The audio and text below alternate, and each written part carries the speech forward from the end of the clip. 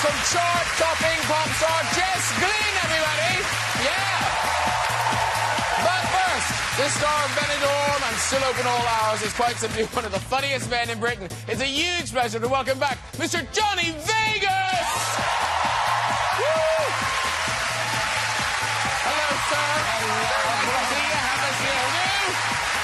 She's the award-winning star of Silent Witness, who's currently playing a feuding neighbour with Johnny in BBC One's new sitcom Home from Home. Please welcome Emilia, everyone! Woo! Looking good. At the pop of colour. Yeah. Lovely to see you. Have a seat, too. And from Green Wing to episodes, he's played everyone from Adrian Mole to Tony Blair and is one of the country's favourite comic actors. Please welcome Mr. Stephen Mangan! Woo! Hello. Hi. All right. How are you? Good.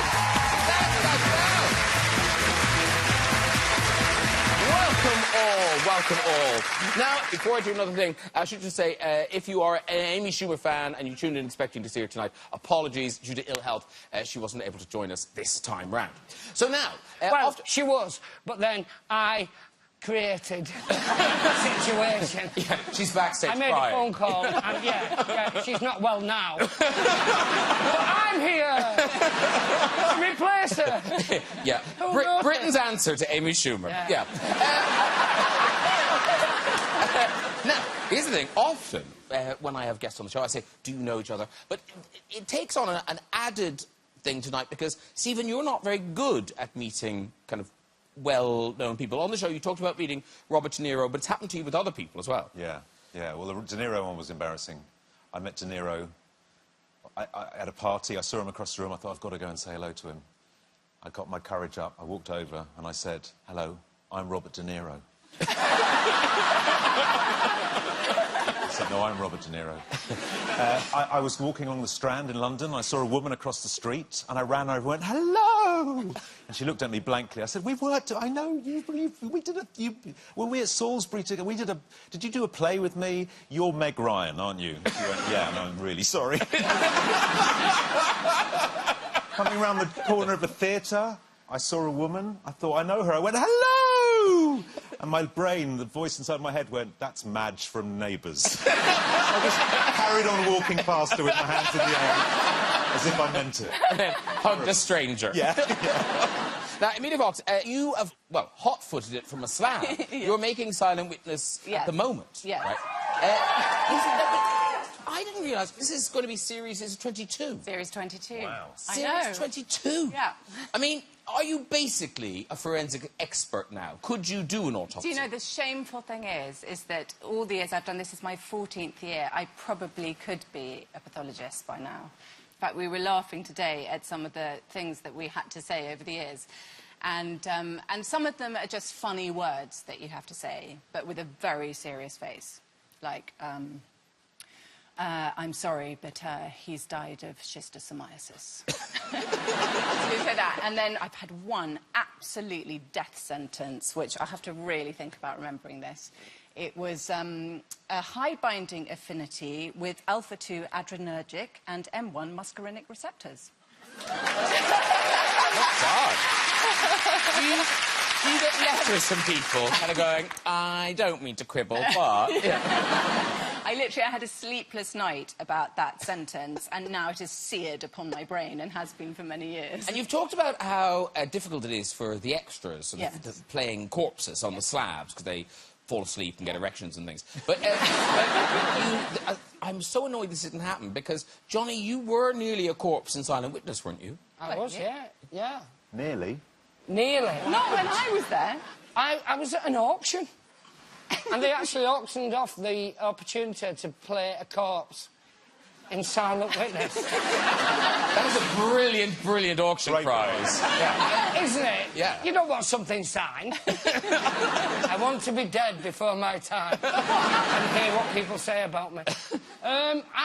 The price kept going up, and there was a guy, and he owned quite a bit of land, and he started giving me dirty looks, and you're going, look, it'd just be really funny if you didn't know. Oh, it'd be brilliant. I mean, before we worked together. Yes. But I just wanted you to come in and have one of those words where you go, he's obviously died of... schistosomiasis. or overeating. if I can come on set and just be Okay. a corpse without you knowing. Yeah, don't let me Can know. I please? Yeah, there are always pranks going on. Well, no, because corpses are hard. Like, because Stephen, you haven't played a corpse, have you? I haven't played a corpse, but I've been in plays where you have to be dead. Or I did The Tempest, and a spell is put on several of us, and we lie on the stage. And there are a few older actors, and it's a long time you're lying there. And after a heavy week, it's tempting to go to sleep. And the guy to my right, one show, while he was supposed to be under a spell, we suddenly got, oh, bollocks! Oh, God! Oh, my God!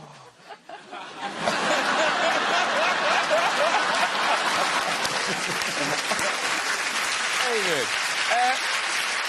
Now, our first product tonight is Stephen Mangan's new series, Hang-Ups. It's going to be on Channel 4 later in the year. But it's all... You've done it, haven't you? We've done it. You've done It's it. delivered. It's... And so this... If people saw Lisa Kudrow's series, Web Therapy, so what is it? This isn't a remake, but it's sort of based on Yeah, it's not a remake. The central premise is the same, that it's a therapist giving therapy sessions online. And you're the therapist. And I'm a therapist. But otherwise, it's almost entirely different to the way they did it in America. I saw the show in America. I realised it was an opportunity to use improvisation in a way that isn't normally used, because I've done a lot of shows where you use it to write scripts, Alan Partridge and Green Wing, Yeah. and all that sort of stuff. But it was a chance, basically, to get I think one of the best casts you'll see No, in any show. This thing is so starry. You two are too expensive. Yeah. But otherwise, the Yes. best comic actors. Yeah. Give us some of the names. I mean, yeah. We've got David Tennant, Yeah. Charles Dance, Jessica Hines, Catherine Parkinson, Richard E. Grant. We've got Kevin Eldon, Ian Hart. It goes on and on. I could be here for hours. OK, we've got a clip. And although you are a therapist, this is you talking to your therapist. Is that right? Yeah. And your therapist is played by the great Richard E. Grant.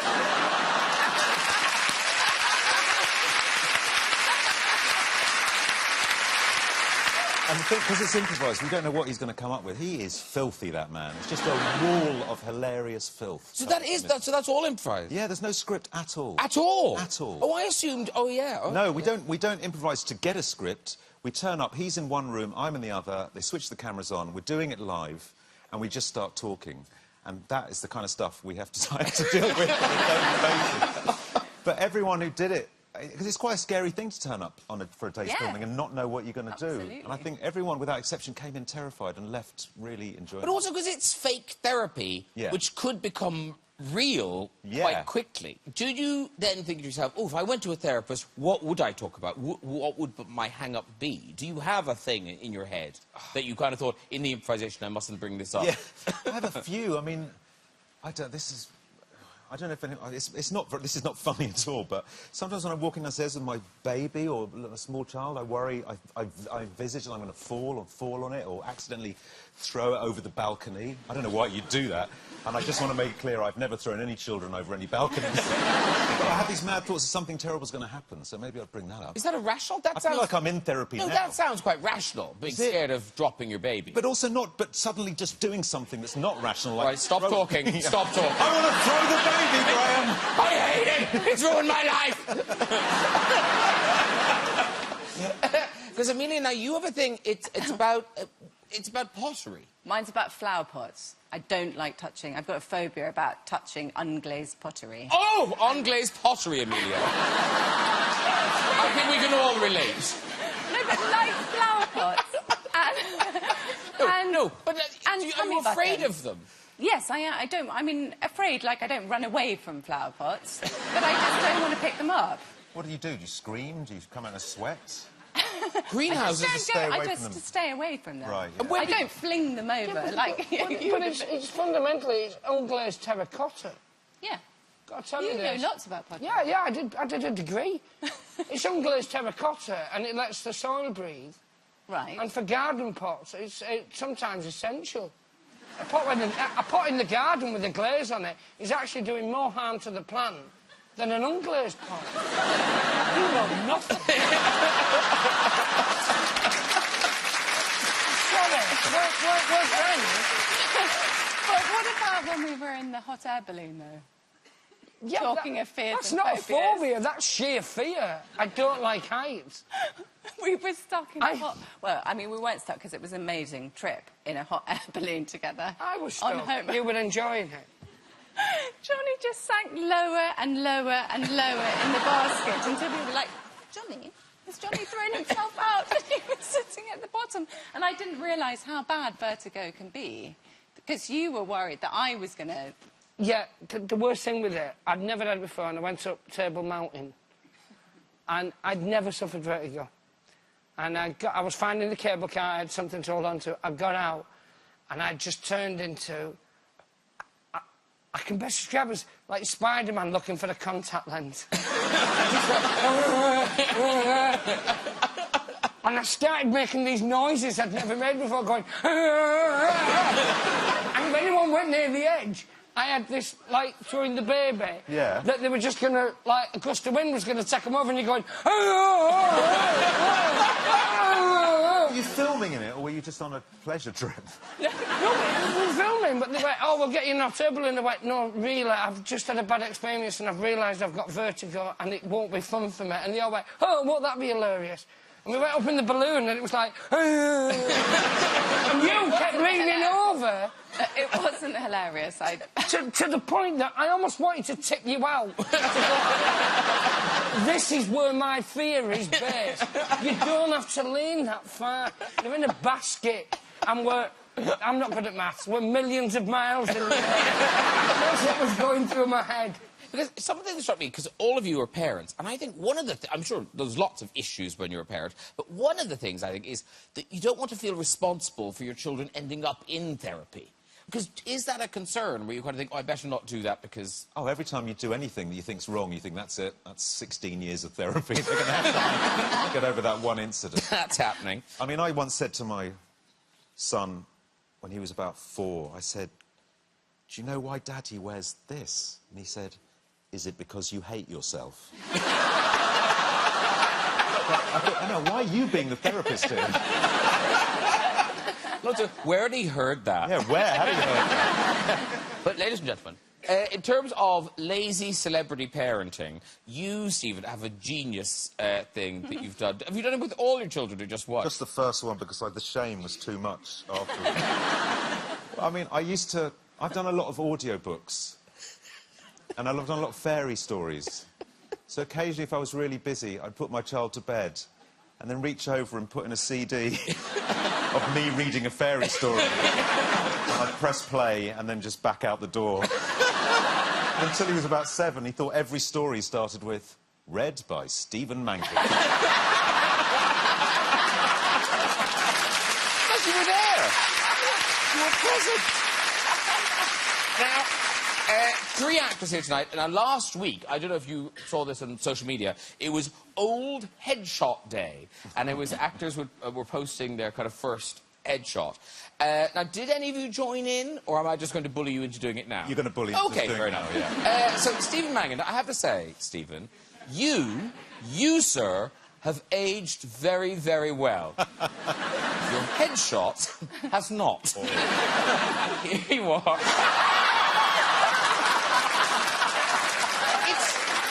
It's like a wall of hair. Oh, my God. What's terrifying about that is not only at some point in my life do I look at that and go, yeah.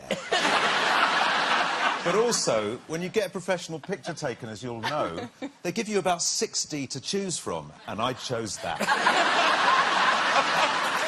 Did you ever work when you looked like that?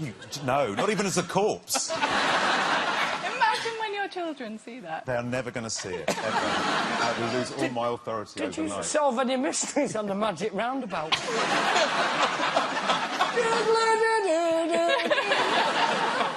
Hey, hang on. This is Johnny Vegas. Oh, no, don't. This is your very, very, very, very first publicity shot. This is the one you... Wow. But you put that on business cards, didn't you? Yes, I did. Yeah. What was the business? Well,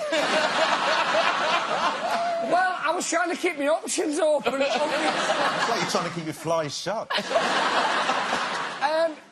I lived in a bed sit, and my landlord, I owed money, and asked him if I could pose in front of his Mustang or whatever American car it was.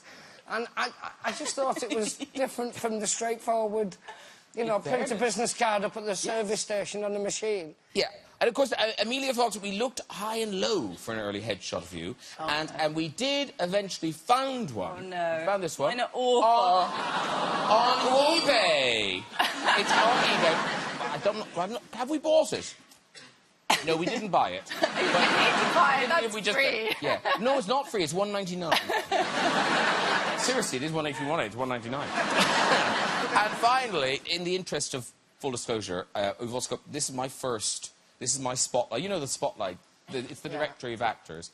So what's weird about this is it looks like it was 100 years ago that I looked like this. But it wasn't that long ago. I've just fucked myself up really. Like, the rest of you know, funny hair, but you look kind of the same. You were slightly older than that when I worked at Argos and you was in a safety training video. The one with the boxes? Yes! Oh, my God! To sit and watch you going, and now, don't be making an idiot of you. Oh! I loved your phone's tumble. No, because I then had to be dead. Yeah! Yes! Where are you going? Playing the cops! I was! Why is there a corpse in Argos? Heavy boxes! Heavy boxes! And they cater for every gift idea. And then they use a real ambulance in the thing, and we were told we need to be quick because if a call comes in, that ambulance has to go. Anyway, on the subject of publicity pictures, Stephen and Johnny, this is a weird coincidence. You have both done a parody of the pregnant Demi Moore pose from Vanity Fair. Now, here's Stephen, looking good. Beautiful. It's beautifully lit. It's gorgeous. It's really nice. Happy memories. She's 12 now, that child. And again, also beautifully lit, here is Johnny.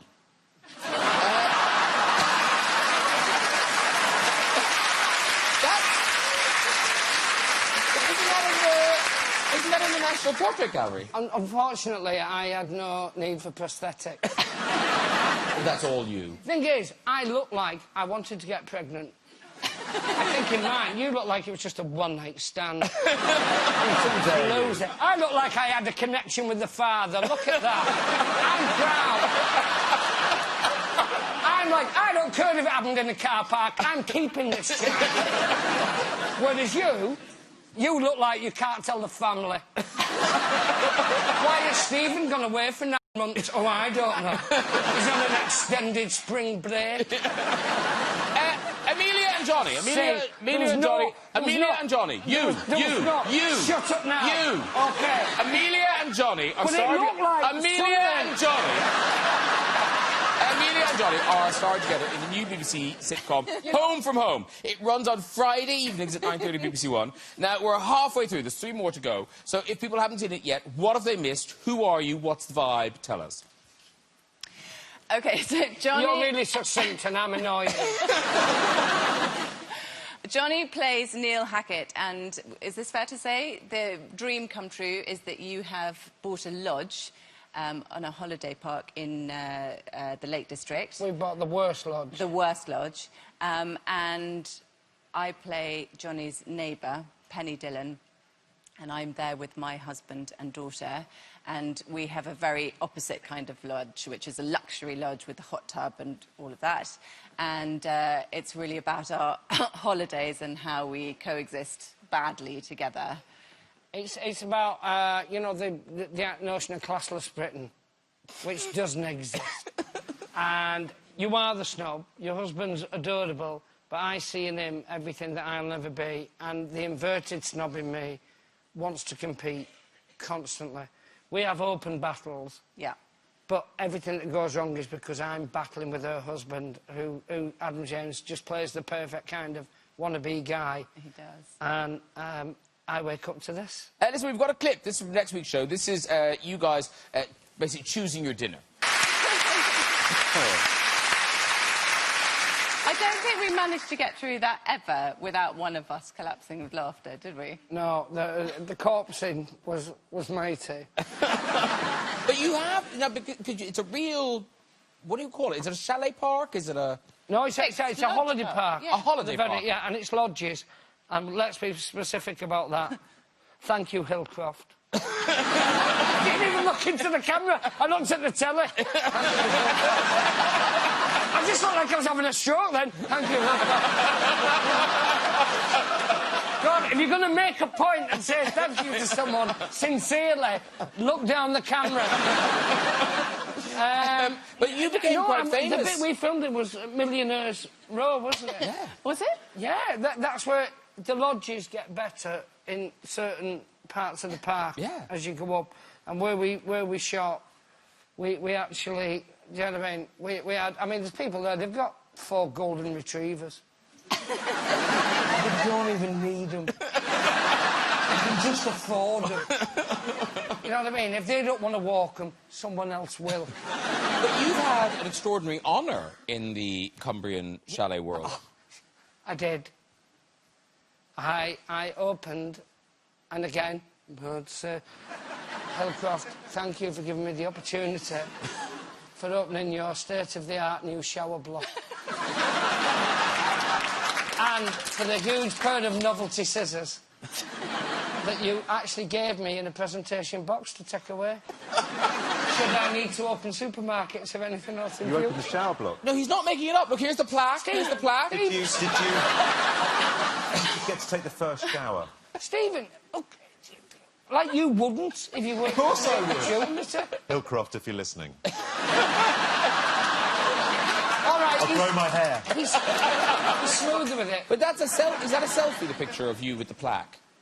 Yes, and unfortunately, Hillcroft, you put the plaque on the wall that's the entrance to the women's shower block. So I went up there to take a selfie. As I was posing and taking the photo, there was a guy leaving with a caravan, and he just slowed down and went, "Wait, pervert."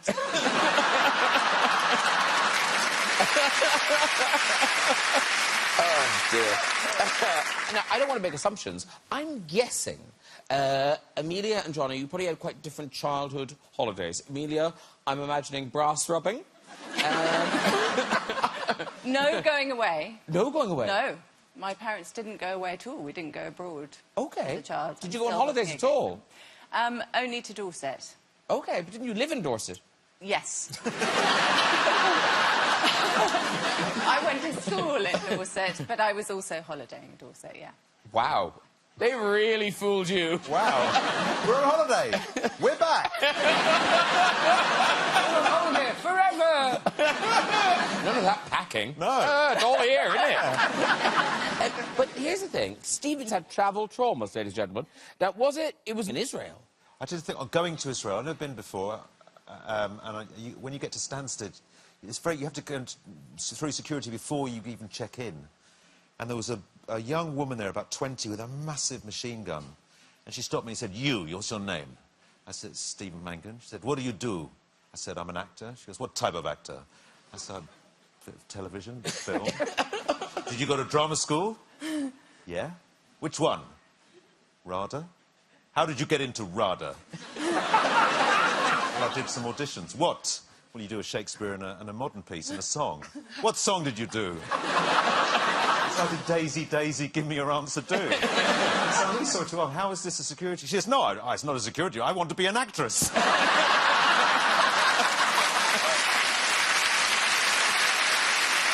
Very quickly, Stephen, we must mention you've got another drama. It's currently playing on BBC One, The Split. It's on Tuesdays at 9 with Nicola Walker. So you know it's good, because Nicola Walker's in it. Yeah, she's great, yes. So the idea is you both play divorce lawyers. We're divorce lawyers, we're married, and it's by Abby Morgan, who's a great writer, and it's a drama. I get to do a bit of drama. Proper acting, RADA acting. Well, yeah. Yeah, I hope the woman from the Israeli security forces is watching. Yeah, it's a tense... We have a good marriage, or do we? And at the moment, everyone thinks she's going to sleep with the very tall, handsome Dutch guy.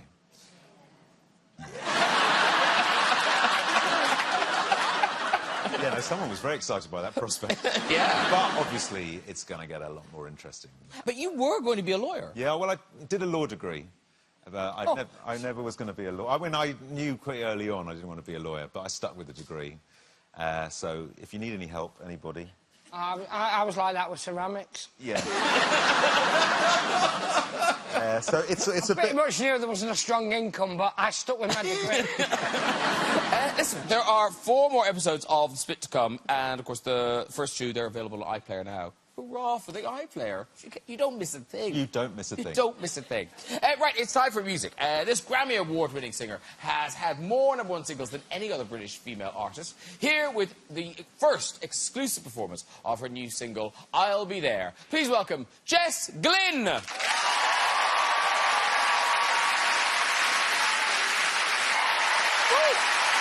Jess Glynne, everybody! Great job. Come on over, do. That was beautiful, and thank you to the band and the backing singers. That was gorgeous. Thank you so much. Lovely to see you. Come and join everybody. Have a seat there. That's Johnny, Emilia, Stephen. Love to see you. Very good. How are you? Hello, Jim. How are you? Yeah, I'm good, thank you. How are you? Yeah, I'm good. You are good. That was fantastic. Thank you so much. Loved it. Because that single is brand new, exclusive, just out today. Yeah, like your first performance, like nerve-wracking. But we're here, we did it. But you nailed it. I mean, proper hard song. I mean, you know, for a That's a song you hard wrote, one. you wrote it quite a hard song. I know. I can't breathe in it, but it's all right. Yeah. you did it. And this is Year of the Glynne. Is it? Well, because you've been away. I mean, I don't feel like you've been away, but 2015 was the first album. Yeah, it was. It feels, yeah, wow, yeah. Yeah, it's 2018 now. It is, yeah. Would have been harder. What have you been... It's quite nice sitting next to someone who has the same time lapses. Did you just have a nice time, or...? So what happened was, I released the album, and then I was on the road for, like, a good 2 years. OK, that's working. Yeah, so that was a lot of work. And then the past, like, 6 months to a year, I have been chilling a little bit. Yeah. And then writing again. And do you, like, when you say chilling, do you mean, like, are you having a laugh, or are you just watching daytime telly? Yeah, like having a laugh, going to the pub, seeing my family and my friends. Live-work balance. Live-work balance. It's important, yeah. Yes, and maintaining your hair. Yeah, really... That's how you do it. That's a life work.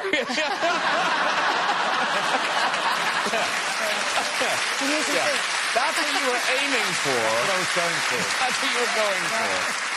Do you know, if you had, you know, if someone on this panel had chosen a different life path, you could have been doing a collaboration with them. Because Stephen Mangan, music was your first love. Oh, wow. It was my first love, yeah. Yes. Yeah, I was You were in a in a band. proper band. Yeah, in a band. Aragon, we were called. Aragon. We made Aragon with the silent Aragon. O-T in the Oh, end. right. Or the beginning. Aragon. Yeah. Did you come on with a mighty sword? We had an album called The Wizard's Dream. Oh! 3 songs on it. One was called The Dragon. It was 15 minutes long. But an album, that's serious. Yeah, well, it is. We did it in someone's garage in Surrey, you know, it wasn't exactly... Or Sussex, it wasn't exactly... Because we did look for it, we couldn't find it. You'll never find it. Where did you put it? Where did it go? It never went anywhere. Well, it got lost in the midst of time, like the dragon. Were you in another band as well? Yeah, Enormous Derek. There's only 3 of us. And none of us were particularly tall. Why was it called Enormous Derek? I've no idea. It sounds like the school told you couldn't be called Enormous Dick. Just went for the Enormous Derek. I have no idea why I was called Enormous Derek. All I know is that I had 2 keyboards. And I put one there and one there. And I played them like that. That's all I know. And was that when you had the hair? Yeah. Oh, genius. Genius. Long hair. Yeah. Oh, my. Yeah. Yeah. Get it now. Yeah. So the other reason why it's Year of the Glynne is Right. because there is another album coming out later in the year. There is, yeah. Do you know when it's due? No. It will be, like, probably after summer. After summer. Let's say autumn. Yeah. Yeah. Yeah. I mentioned... No, I like it. And I mentioned this is amazing, the intro. More #1s than any other British female artist. And it's one of those things people... I know. Because you're like... People at home will hear me say it and kind of go, that can't be true. Jess Glynne's only been around a wet weekend. But Google it. It's true. I genuinely feel like it's such a weird title to have because I feel like I've just started. It's so strange. And I'm so grateful, obviously. But, yeah, it's so weird. So weird. But it's brilliant. Yeah, it's amazing. No, I'm honestly so grateful. Because what are you at? You're at 6 or 7? 6. 6. But this could be 7. Cheryl Cole's going, I'll never catch her now. She might. Come back. No. Well, listen, thank you very much, because that was an exclusive performance for us. It was, we yeah. really appreciate it. Thank you very much. Third. And good luck with the album. Jess Glynne, everybody. Brilliant. Listen, very quickly, that is really it. We do have time for a quick visit to the big red chair. Who is there? Hello. Hello. Hi, what's your name? Elizabeth. Elizabeth, lovely. And what do you do, Elizabeth? I'm a speech and language therapist. Wow. And where are you based? I'm based in Prague, but I'm from Swansea. You're based in Prague? Wow. Yeah, come a long way. Are you just here on holidays? I'm actually here for my dad's 80th birthday. Oh, lovely. Well, happy birthday to him. What's your story? So, my sons were 3 and 5, and we were invited as a family to my husband's boss's house. And he's a very proper man, and it was all very, very nice. So we go to the house. It's a beautiful house. And we go into the kitchen where his wife prepared marrow stuffed with mint. So I thought, oh, my God, the kids are not going to eat this. So I whispered to my eldest son, said, James, if you eat this, I'll give you £1. Tell your brother and don't ask for ketchup. So we sit down. Good parenting. Very good parenting. The host stands up, he welcomes us, the marrow's on the table, and he says, enjoy your meal. At which point, my youngest son, Philip, looks at me across the table and says, clear as a bell, Mummy, is it true? Will you really give me £1 if I eat this? Can I have ketchup? I'm going to still do the flip. I enjoyed it, but it was a bit long. Yeah, we've got both, the story and the flip. We've got the story and the flip. Yes. Yeah, but good parenting. You've taken notes, haven't you? Yeah. I paid them. Who's up next? Oh, hello. Hi. Hi. Hi. What's your name? My name's Sophie. Sophie. Lovely. And where are you from, Sophie? London. London. And what do you do? I'm a sexual health nurse and a lecturer in nursing. Leave it. Leave it. I've never visited an office in my life. Yeah. Is the story about anyone on the couch? Off you go with your story. OK, I was doing a clinic one day and one of the male doctors came and asked me if I'd chaperone him while he examined a female patient. So I went in with him and we got the patient on the couch and everything was fine. And he started to examine her and it all went a bit quiet. And he said she had symptoms for a couple of weeks. So, you know, he was having a look. And he said, oh, there seems to be something in your vagina. And she went, oh, really? And he started pulling with the forceps, and it was like Paul Daniels' magic show. And it just kept coming and coming and coming. And What was it? The most massive pair of granny knickers in her vagina. And she just denied all knowledge of how or when they got there. I'm letting her walk, because that's a brilliant, brilliant story. I don't understand it. It's amazing. I thought it was going to be the flags of the world. I know. It's like the least It would end sexy... in Venezuela. Was it just going to be like an extra large condom or something? I like that it was the least sexy magic show in the world. No. Ricky, one more. This is the last one. Hello. Hello. Hi, what's your name? Lena. Lena, lovely Lena. And where are you from? Hertfordshire. Hertfordshire. And what do you do, Lena? I actually gave up work to look after my grandchildren. Oh, well done you. Off you go with the story. Well, a few years ago, I used to be a carer in an elderly care home, and they used to have hens and cockerels in the grounds, and this one cockerel used to get out of the pen every day and come up to the window and tap on it, and cockerel all day long, and it used to drive us mad. Well, I nicknamed it Paxo, and this particular day, I was sitting with four lovely little ladies, and Paxo, as true form, come up to the window, tapping on it, and we was all moaning about him, and I said, oh, for goodness sake, Paxo, if you don't shut up, I'm going to chop you up and put you in a pie. And with that, I promptly said to the old ladies, have you ever tasted cock? Not realising what I'd said, I was replied with a pardon. So then I went, have you ever tasted cock? Then I realised what I'd said, as they all looked at me horrified, and I quickly just said, it probably just tastes like chicken. And I quickly Very good. You walk, Nina. In a walk. Well done. Well done, everyone. If you'd like to join us on the show, whenever go on that website, you can. Just contact us via our website at this very address. And that is it for tonight. Please say thank you to all of my guests. Jess Glynne, everyone. Johnny Vegas. Emilia and Mr. Stephen Mangan. Join me next week with pop legend Joan Armatrading.